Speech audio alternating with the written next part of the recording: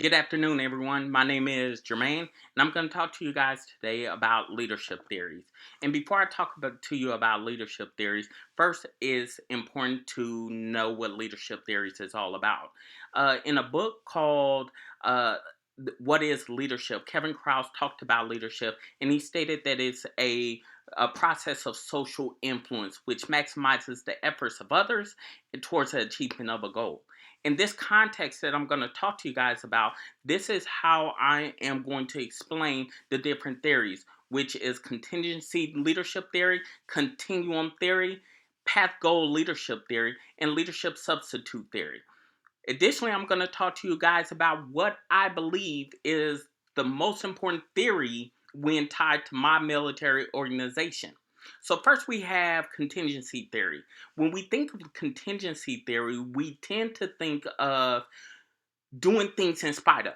In other words, when a situation occurs, we tailor ourselves to that situation.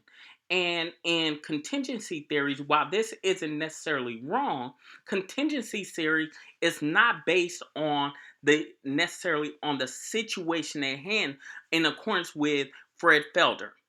Fred Felder believed that what there was is an individual has different leadership styles. However, they have secondary and they have primary leadership styles. And they utilize that primary leadership style every single day in order to make those decisions. This style is what they use to help influence others. But when we break down this style, when we look at ourselves, that style can either be task centric or oriented, where the leader cares more about getting the task done than he cares about the people.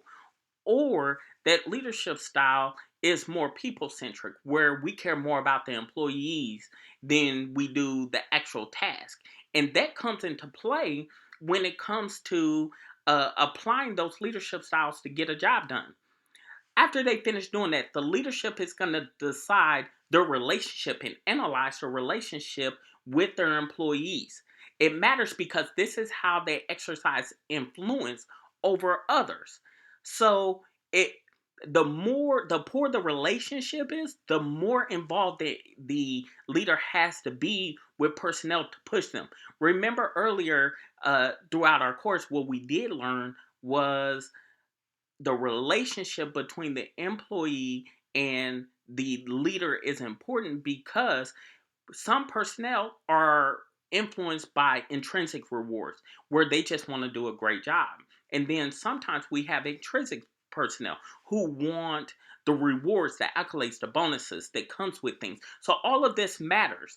So then the task itself has to be looked at. Is this a normal routine that someone goes through every single day?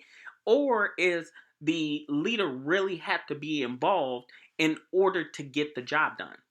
So that is contingency leadership theory, where we're processing the leadership style, the relationship with the person, and the task at hand to get the job done. The next we have is contingency theory.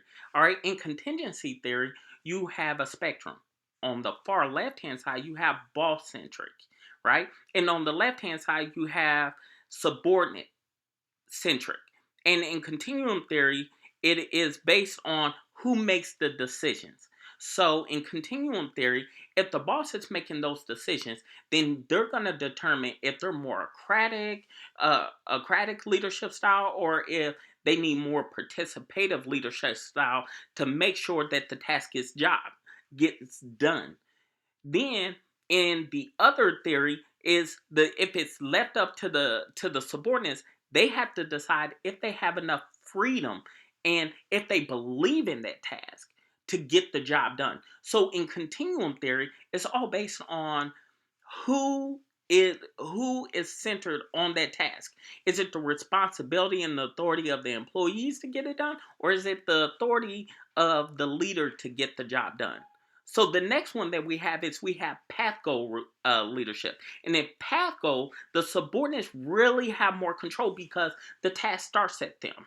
So what they're looking at is they're looking at the task itself. Is it something that they have more of authority on?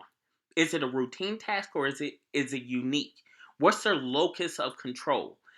Do they work with others a lot on this task to get the job done? So when they formalize all of that, then they're based on that, how much they know about the task, how routine it is. The leader comes in and he utilizes his influence over everything.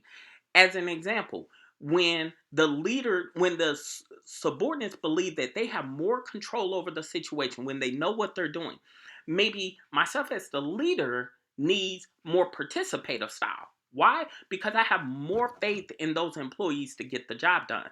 But if my employees come to me and they need more help, more guidance on it, then now I'm going to utilize the more directive, autocratic approach because they need my assistance more to get the job done. Where the leader comes into play is he's going to look at those rewards. Are they intrinsic? Are they extrinsic? What type of leadership style they're going to use to get them to their goal. And that's where path leadership style comes into. Path goal leadership. Lastly, we have leadership substitute theory. And then this theory was invented by Steve Carr and John Germ.